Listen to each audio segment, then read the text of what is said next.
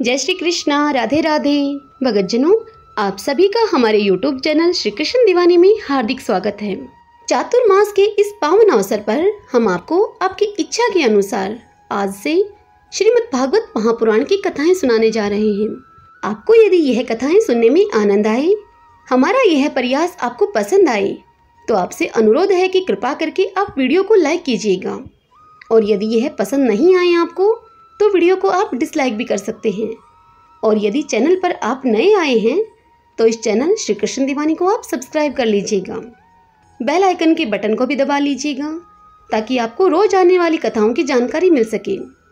भगतजनों, सर्वप्रथम मैं आज आपको श्रीमद् भागवत का महात्म्य सुना रही हूँ, जिसे स्वयं श्री भगवान के श्रीमुख से ब्रह्मा जी को सुनाया गया था। तो आइए सर्वप्रथम भगवान का स्मरण करते हुए सब बोलिए, विष्णु भगवान की जय। ओम नमो भगवती वासुदेवाय। ओम श्री कृष्णाय नमो नमः। आइए आज का यह महात्म्य सुनते हैं। श्री भगवान कहते हैं, लोक विख्यात श्रीमद् भागवत नामक पुराण का प्रतिदिन श्रद्धा युक्त होकर श्रवण करना चाहिए। यही मेरे संतोष का कारण है। जो मनुष्य प्रतिदिन भागवत पुराण का पाठ करता है, उसे एक एक अक्षर के उच्चारण के साथ कपिला गौ दान देने का पुण्य मिलता है। जो प्रतिदिन भागवत के आधे श्लोक या चौथाई श्लोक का भी पाठ अथवा श्रवण करता है, उसे 1000 गौदान का फल मिलता है। हे पुत्र, हे ब्रह्मा, जो प्रतिदिन पवित्र चित्त होकर भागवत के एक श्लोक का पाठ करता है, वह मनुष्य 18 पुराणों के पाठ का फल पा लेता है। जहाँ नित्य मेरी कथा होती है, वहाँ विष्णु पार्षद प्रहलाद आदि विद्वान रहते हैं। जो मनुष्य सदा मेरे भागवत शास्त्र की पूजा करते हैं, वे कली के अधिकार से अलग हैं। उन पर कली का वश नहीं चलता। कली का अभिप्राय कलयुग से है। जो मानव अपने घर में वैष्णव शास्त्रों की पूजा करते हैं, वे सब पापों से मुक्त होकर देवताओं के द्वारा वंदित होते हैं। जो लोग कलयुग में अपने घर के भीतर प्रतिदिन भागवत शास्त्र की पूजा करते हैं, वे कली से निडर होकर ताल ठोकते और उछलते कूदते हैं। मैं उन पर बहुत प्रसन्न रहता हूँ। हे पुत्र ब्रह्मा, मनुष्य जितने दिनों तक अपने घर में भागवत शास्त्र रखता है, उतने समय तक उसके पितर दूध, घी, मधु और मीठा जल पीते हैं। जो लोग विष्णु भगत पुरुष को भक्ति पूर्वक भागवत शास्त्र समर्पण करते हैं, वे हजारों करोड़ कल्पों तक, अनंत काल तक मेरे वैकुंठ धाम में वास करते हैं। जो लोग सदा अपने घर में भागवत शास्त्र का पूजन करते हैं, वे मानो एक कल्प तक के लिए संपूर्ण देवताओं को तृप्त कर देते हैं। यदि अपने घर पर भागवत का आधा श्लोक या चौथाई श्लोक भी रहे, तो यह बहुत उत्तम बात है। उसे छोड़कर सैकड़ों और हजारों तरह के अन्य ग्रंथों के संग्रह से भी क्या लाभ है।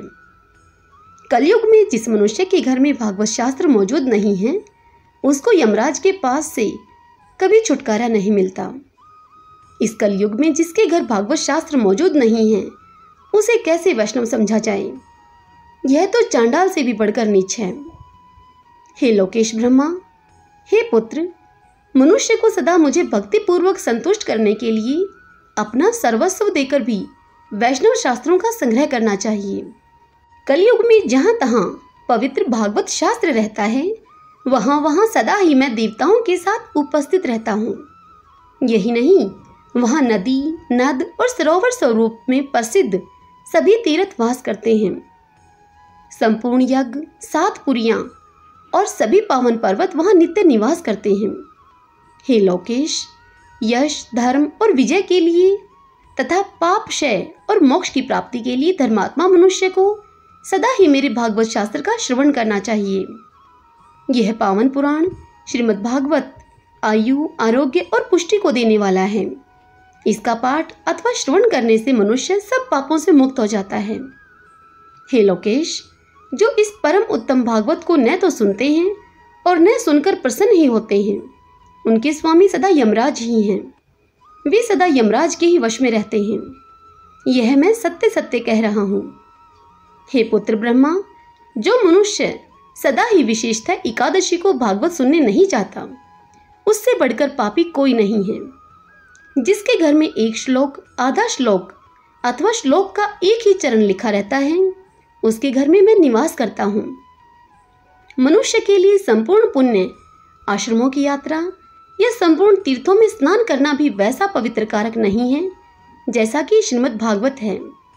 हे चतुर्मुख ब्रह्मा, जहाँ तहाँ भागवत की कथा होती है वहाँ वहाँ मैं उसी प्रकार जाता हूँ जैसे कि पुत्र वत्सला गाय अपने बछड़े के पीछे पीछे जाती है।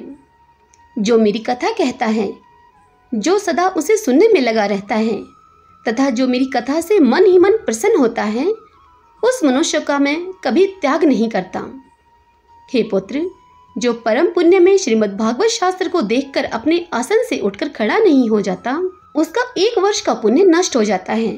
जो मनुष्य श्रीमद् भागवतम पुराण को देखकर खड़ा होने और प्रणाम करने आदि के द्वारा उसका सम्मान करता है, उस मनुष्य को देखकर मुझे अनुपम आनंद मिलता है।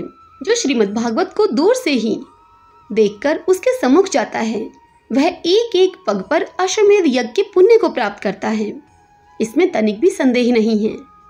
जो मानव खड़ा होकर श्रीमद् भागवत को प्रणाम करता है, उसे मैं धन, स्त्री, पुत्र और अपनी भक्ति प्रदान करता हूँ।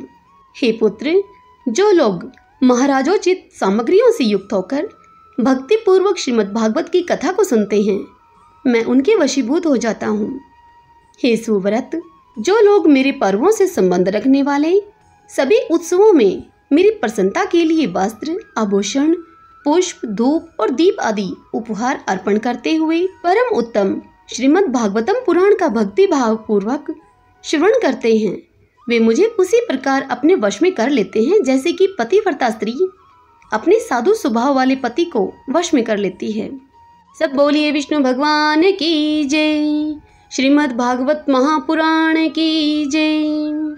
भगतजनों, कल हम श्रीमद् भागवतम महात्म्य का प्रथम अध्याय सुनेंगे। जय श्री कृष्ण, राधे राधे।